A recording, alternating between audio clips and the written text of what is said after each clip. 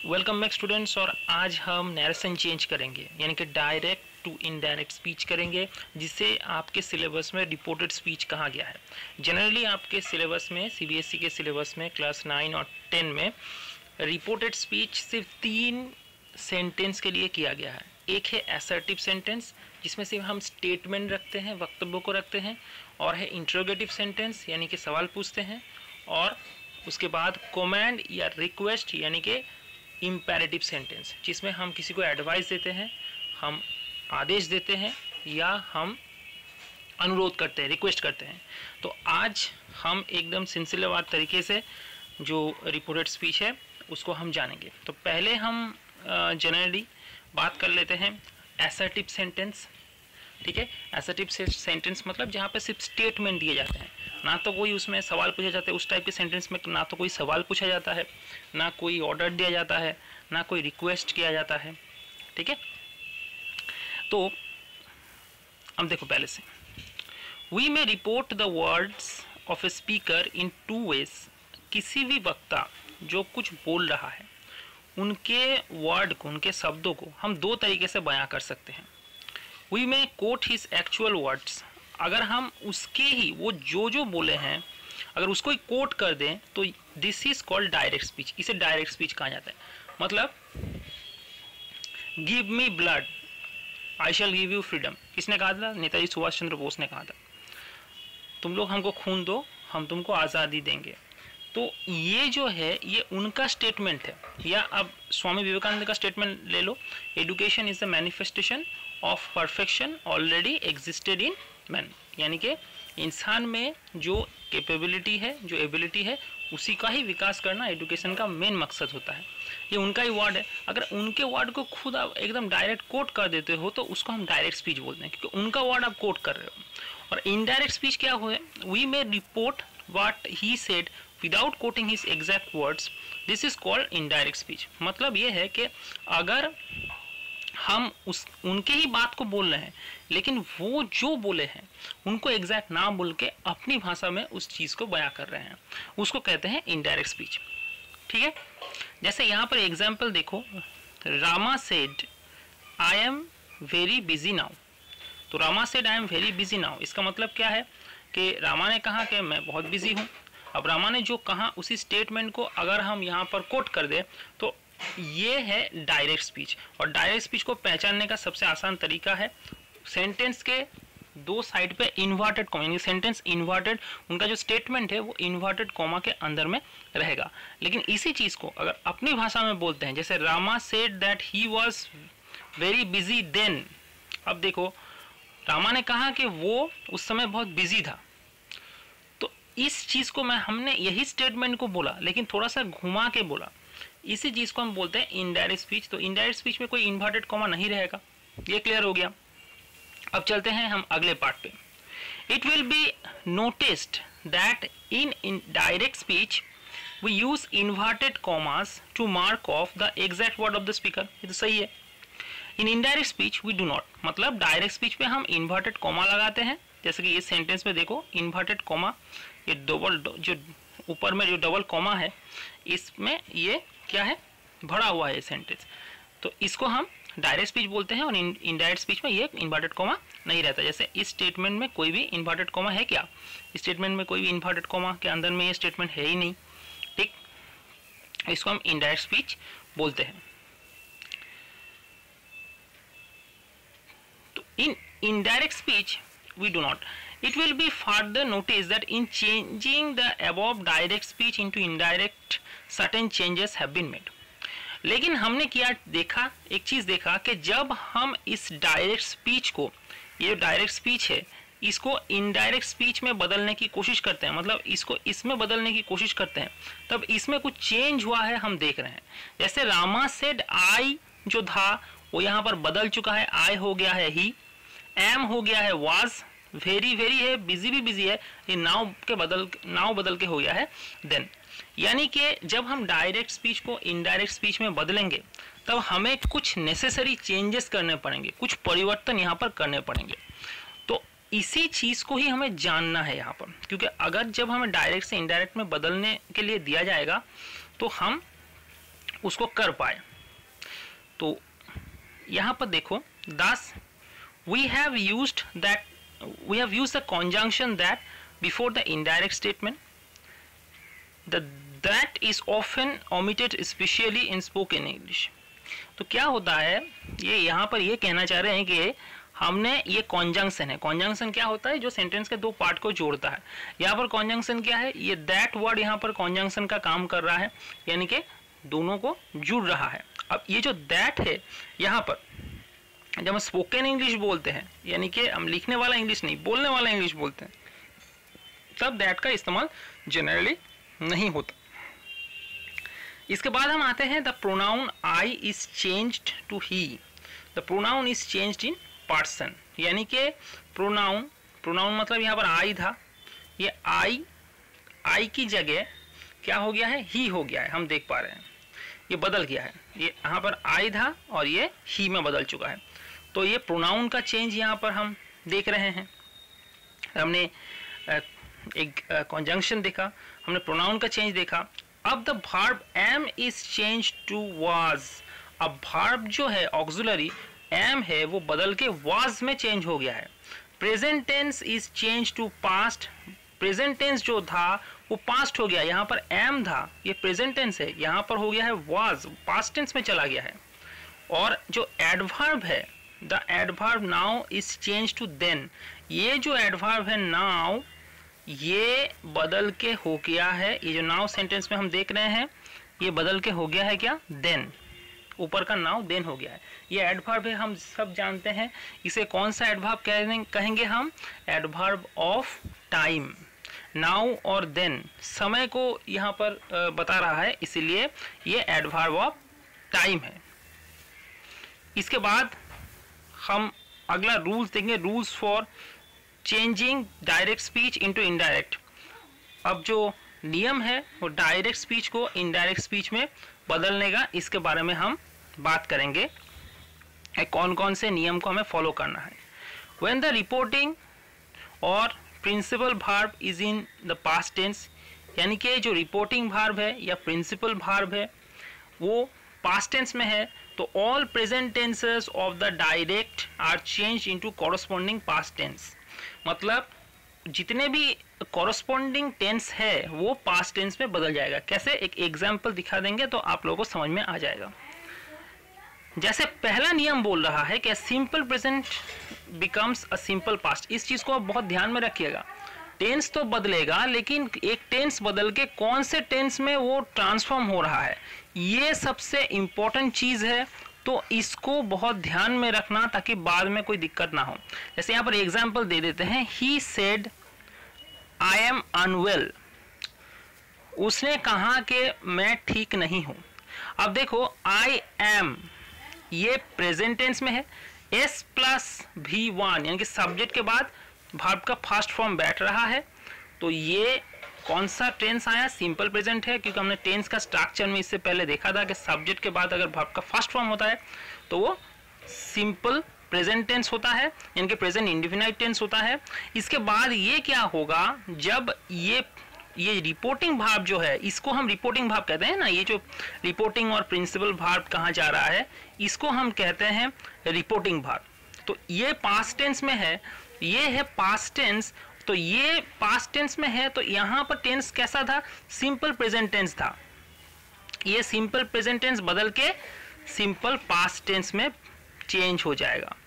ठीक है, तो टेंस में पहला सबसे बड़ा बदलाव क्या हुआ कि अगर यहाँ पर टेंस के जो कुछ नियम है, रूल्स और रेगुलेशंस है, उस हिसाब से सिंपल प्रेजेंट टेंस जो है, प्रेजेंट इंडेफिनाइट टेंस जो है, वो पास्ट इंडेफिनाइट टेंस में बदल जा रहा है।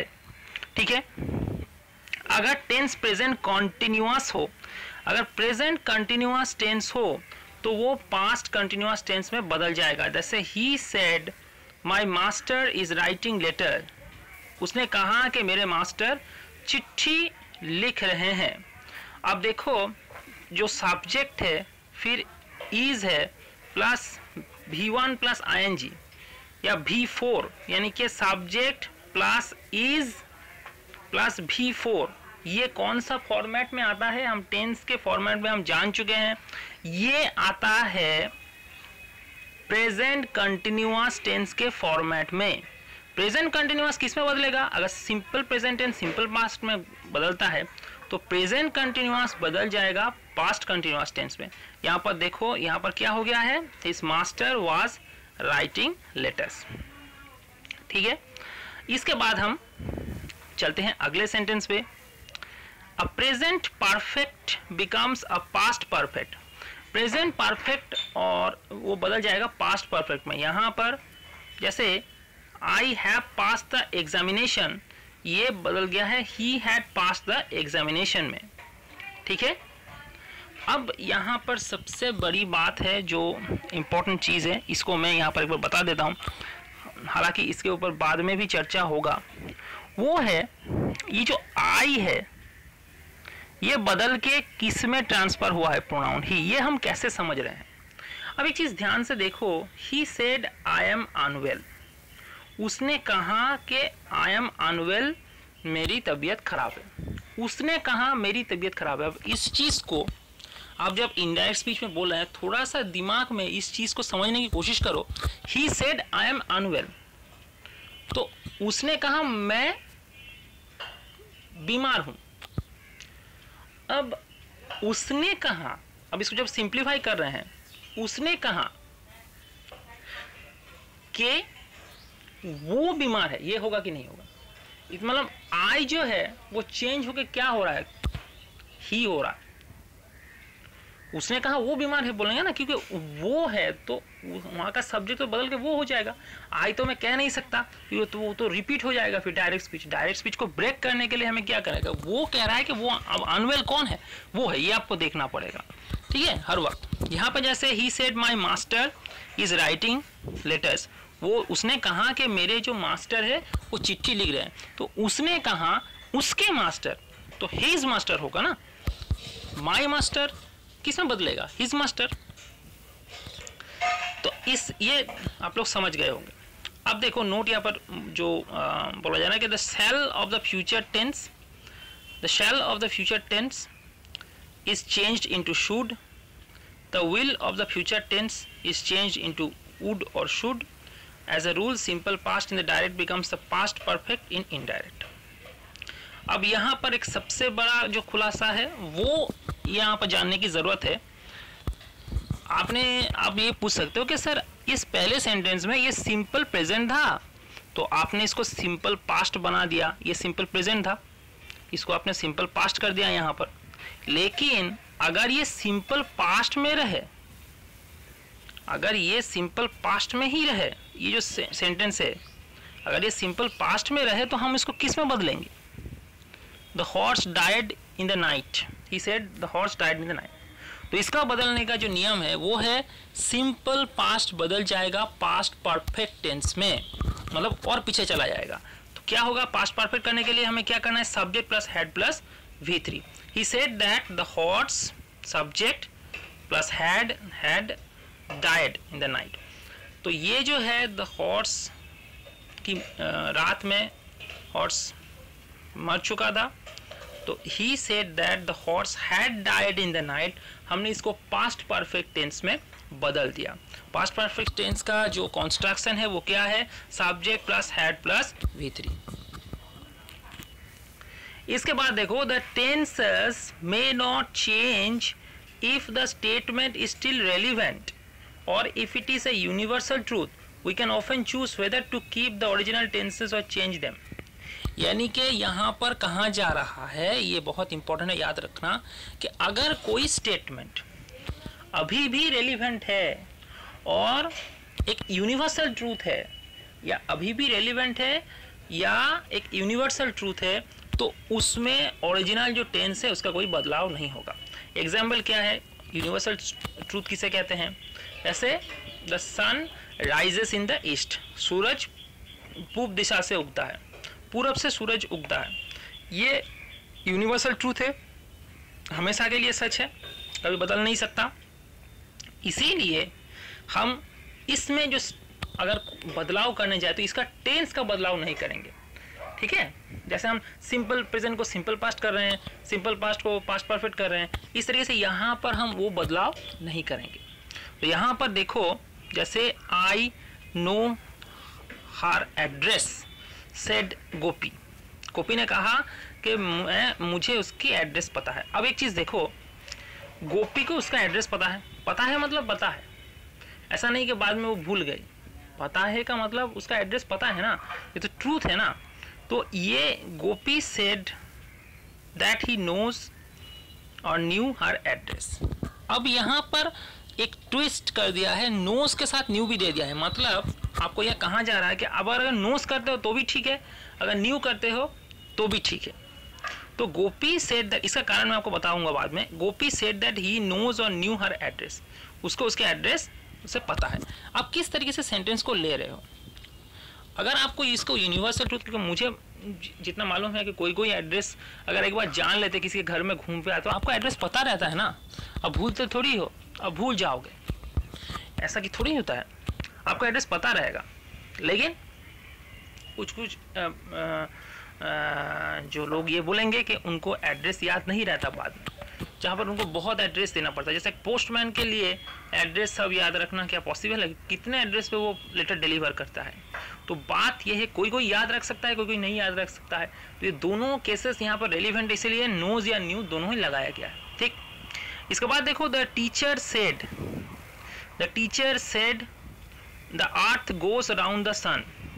जो शिक्षक हैं वो ये कहते हैं कि पृथ्वी सूरज का परिक्रमा करता है। ये यूनिवर्सल ट्रूथ है, ये कभी बदल नहीं सकता, इसमें तो कोई कंफ्यूजन है ही नहीं। So that is why the teacher said that the earth goes or went around the sun.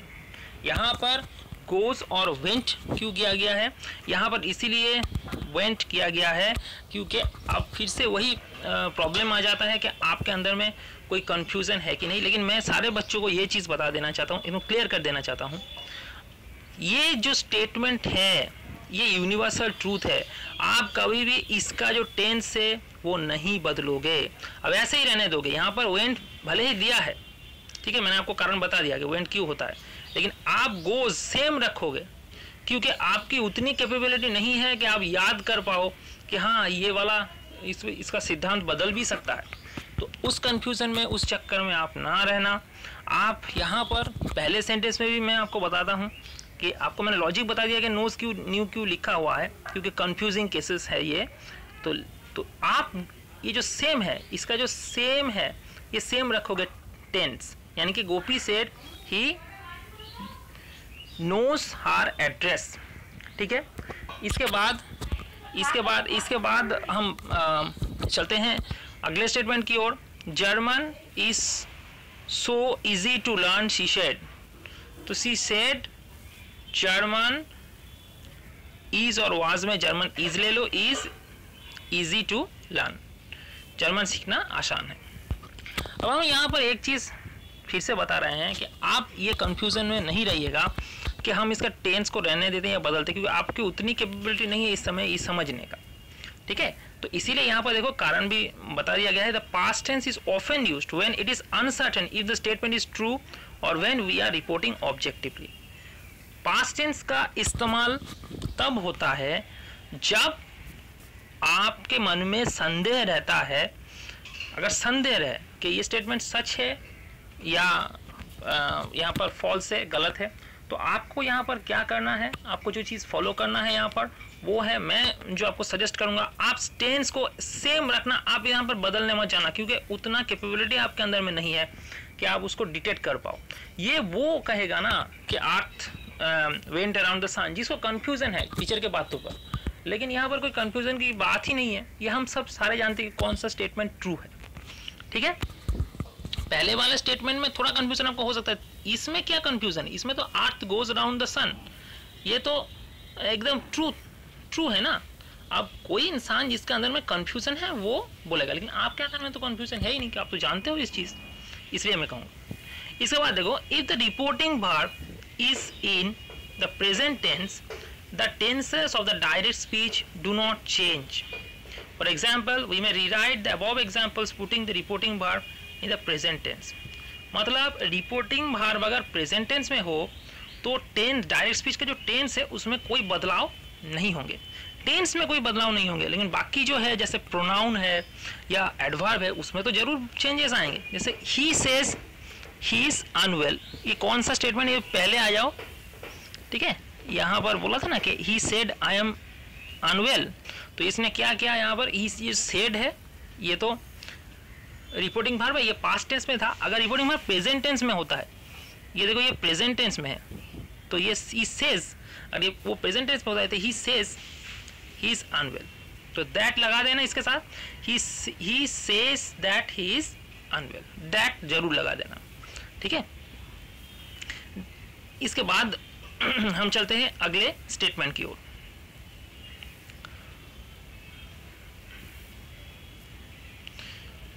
The pronouns of the direct speech are changed when necessary so that their relations with the reporter and his hearer rather than with the original speaker are indicated.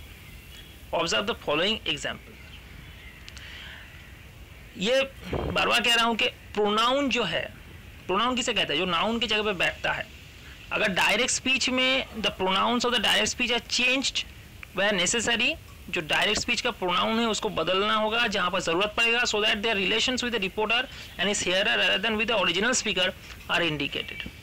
तो relation जो है, एक reporter एक बोल रहा है, एक सुन रहा है, और एक इंसान के बारे में बोला जा रहा है, ये रिलेशन ठीक से समझ में आया। जैसे he said to me I don't believe you. अब सवाल ये है कि ही कौन है, मी कौन है, आई कौन है, यू कौन है, इसमें बहुत कंफ्यूजन हो जाता है, ठीक है। तो पहले तो हमारा काम होगा कि ही सेड दैट, इस चीज को लिख लेना। ही सेड दैट लिखने के बाद ये जो ही है, अब आप समझने की कोशिश करो। He said to me, he didn't believe me, he said to me I don't believe you. तो उसने मुझे कहा कि मैं तुम्हें यकीन नहीं करता। ये जो मैं है, तो मैं कौन है, ये ही है, और यकीन किसको नहीं करता, मुझको नहीं करता, तो ये मी हुआ। अब एक अपनी तरीके से फॉर्मुलेट करने की कोशिश करना कि ही सेड टू मी ये बताया है, आई डोंट बिलीव यू, तो मैं एक बार सोचने की कोशिश करता हूँ, उसने मुझे कहा कि मैं तुम्हें यकीन नहीं करता, तो मैं मतलब वो और मुझे मतलब मुझे, ठीक है। मेरे सामने जो व्यक्ति खड़ा है, अगर वो बोला कि मैं तुम्हें यकीन नहीं करता, तो मुझे बोल रहा है कि वो मुझे यकीन नहीं करता। अब समझ में आया, अब ये क्लियर हो गया है। इसी तरीके से she said to him I don't believe you, तो सी सेड दैट, दैट लगा, यहाँ पर दैट नहीं लगा हुआ है क्योंकि मैंने पहले भी कह चुका हूँ कि स्पोकन इंग्लिश में दैट नहीं लगता, स्पोकन इंग्लिश के बेसिस पे यहाँ पर लिखा है, लेकिन आप दैट लगाओगे। She said that she did not believe him, ठीक है। डिड क्यों हो गया, क्योंकि यहाँ पर पास्ट टेंस था, तो ये पास्ट डोंट बदल के यहाँ पर डिड हो गया। और आई सी होगा क्योंकि सी सेड टू हिम, उसने कहा था सी सेड टू हिम, इसने उसको कहा कि आई डोंट बिलीव यू, तो शी डिडंट बिलीव हिम। अब यह मी नहीं है, क्योंकि अब मुझे नहीं बोला है, अब उसको बोला है, ठीक है। तो मुझे लगता है कि आज के लिए इतना काफ़ी है।